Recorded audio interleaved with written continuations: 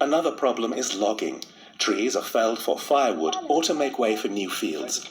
The deforestation is a cause for concern. You see, around the mountains, there was a forest before 40 years. With no trees to secure the soil, it washes away with the seasonal rains. This phenomenon, called erosion, stops the water from being kept in the ground.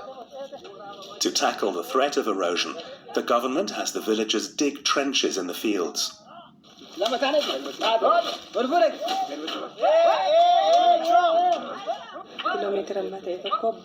When it rains, the water from the fields above will flow into trenches. This will prevent soil erosion and also reduce drought. On Mount Entoto, close to Addis Ababa, the terracing technique has already borne fruit. This natural spring was first discovered by clergymen working for Emperor Menelik in the late 19th century.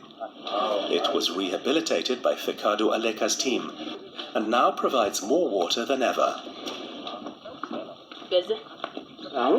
We still have to stand in line, but the amount of water has increased a lot. Before, the water wasn't clean. Wild animals, cattle, and humans were all using it together.